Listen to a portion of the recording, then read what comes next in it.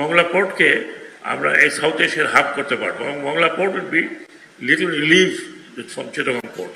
যখনই কোনো প্রজেক্ট নিয়ে গেছে টেকনেকে উনি এক বাক্যে চিটাগং পোর্ট মানে এক বাক্যে উনি সব পাস করেছেন এবং এটাই অনেককে হতবাক করেছে। অনেকে জানে না যে ওনার এই বন্দরের প্রতি কতখানি মমত্ববোধ আছে।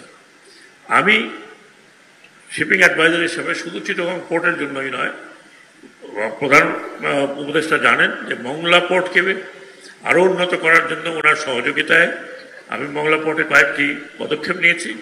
আশা করি সেগুলো যদি খুব তাড়াতাড়ি কার্যকর হয় তাহলে মংলা পোর্টকে আমরা এই সাউথ এশিয়ার হাব করতে পারবো এবং Mongla port will be little relieve from Chittagong port. আপনারা দেখছেন, নিজেরাই দেখছেন চিটাগং পোর্ট কিন্তু এখন যত দিন যাচ্ছে ততই কিন্তু এর কার্যক্ষমতা যেমন বাড়ছে তেমনি কনজেস্টেড পোর্ট হয়ে যাচ্ছে। যে জন্য আগামীতে আমি মনে করি বে টার্মিনাল এবং এপিএম টার্মিনাল, যেটা নিয়ে অলরেডি আমরা ওয়ার্ল্ড ব্যাংক অলরেডি স্যাংশন করেছে, অতি দ্রুত কাজ শুরু হলে আমার মনে হয় চিটাগং পোর্টের একটা এক্সটেনশন হবে টুয়ার্ড সি। এবং এটাও জন্য আমি প্রধান উপদেষ্টার কাছে অত্যন্ত কৃতজ্ঞ যে তিনি বেশ কয়েকবার নিজে এত ব্যস্ত থাকার পরেও চিটাগং পোর্ট এবং বে টার্মিনাল এবং অন্যান্য টার্মিনাল নিয়ে ইভেন বাংলা পোর্ট নিয়ে উনি একটা কমিটি বানিয়েছেন। সেই কমিটিতে অহরহ কথা হচ্ছে এবং এর প্রগ্রেসটা দেখা হচ্ছে। আমি আরেকবার প্রধান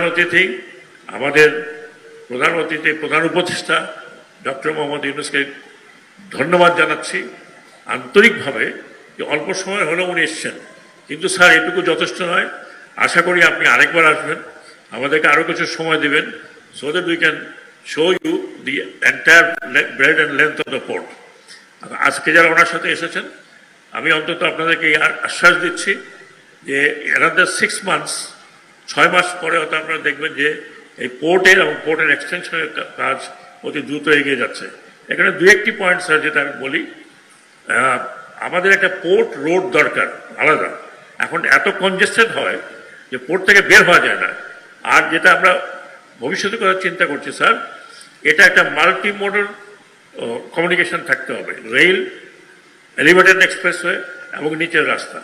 এটার জন্য আমি আজকে পোর্ট চেয়ারম্যানের সাথে কথা বলেছি যে আমি ফিরে গিয়ে আমাদের উপদেষ্টা ফজলুল কবির সাথে বসবো, আমরা সবাই মিলে একটা পরিকল্পনা করার জন্য যাতে মাল্টি মোডাল এই ট্রান্সপোর্ট সেক্টরে যে মাল্টি মোডাল রোডটা যেন খুব তাড়াতাড়ি হয়।